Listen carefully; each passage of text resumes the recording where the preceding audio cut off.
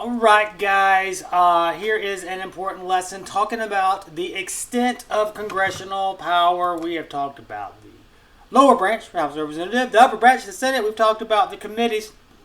Now we're talking about the extent of congressional power, what powers they have, how much power is too much power for one branch of government. If you remember, we have separation of powers. There's three branches of government. We're just talking about the first branch on this group, and that is the legislative branch. How much power is too much power? As one of the three branches of government, the legislative branch has a great deal of influence over American life and government. But how much power does this branch have in relationship to other branches? Is the legislative branch more powerful than the executive branch? These powers are limited and outlined by the Constitution in line with the concepts of democracy. Recall the six main principles of the Constitution: popular sovereignty, limited government, checks and balances, separation of powers, federalism, and judicial review. These principles work together to create a balanced and equal democratic system. Guys, we have a great government. I know they talk bad about it on TV sometimes and everything else, but it's actually a pretty good government. It's lasted a really long time, and it's based on those six principal parts. And you need to know that the legislative branch is just part of the separation of powers. In this lesson, we will learn what Congress can and cannot do. You'll also begin to form your own opinions on how much power do you think Congress should have. Keywords are commerce power, express powers, implied powers, inherent powers, lots of powers. Determine the extent of congressional power. Contrast the ideas of strict constructionists versus liberal constructionists, and evaluate the powers of the legislative branch and the relationship to other branches of government. So we're talking about how much power. All right. Inherent, express, and implied. The delegated powers, okay? I want you to go through and read all of this.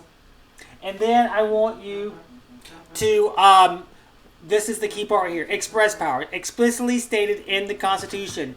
Those are the powers that the Founding Fathers wrote in and said, hey, legislative branch, this is what you got. Then you have implied powers, needed to enact the expressed powers. Like, well, okay, I know you didn't write about this, Thomas Jefferson, but we kind of need to be able to do this to be able to do this. All right, and then you have inherent power, which belong to all sovereign states. The implied powers of Congress. All right, this is a great infographic right here. The express power, as said by the Founding Fathers, lay and collect taxes. So the implied power is like, well, if you want me to lay and collect taxes, then that means that I'm going to be able to punish people who don't pay their taxes. I'm going to set conditions to qualify for federal funding, and I'm going to regulate some commodities and outlaw the use of others. Hey, Thomas Jefferson and the Founding Fathers says, hey, Congress, you're responsible for borrowing money. All right, then we're going to establish the Federal Reserve System of banks. And the Thomas Jefferson, everybody, folks, I don't know why I picked Thomas Jefferson, but I did. Leave me alone. Thomas Jefferson, the rest of the folks are going to say, create naturalization law. And so we're going to regulate and limit immigration. All right, so you got raise armies and navies. That means we're going to draft Americans in the military. Really important thing here, the difference between the express powers, inherent powers. Make sure you read your textbook and start taking notes on that, because this will be very important on the test. All right, a question of power. As you recall, there were two groups who came with the Constitution. They were the Federalists and the Anti-Federalists. And they continued past and this group is going to continue past the debates are going to continue past the ratification. The argument over the meaning of the democratic principle of limited government polarized liberal and strict interpretation of the Constitution. There are some people who are going to say, we only can do what the Constitution says we can do. And other people will be like, hey man, these people implied some things that we just got to do. And there's a big difference. And they really don't talk in those voices, but I did. So moving on.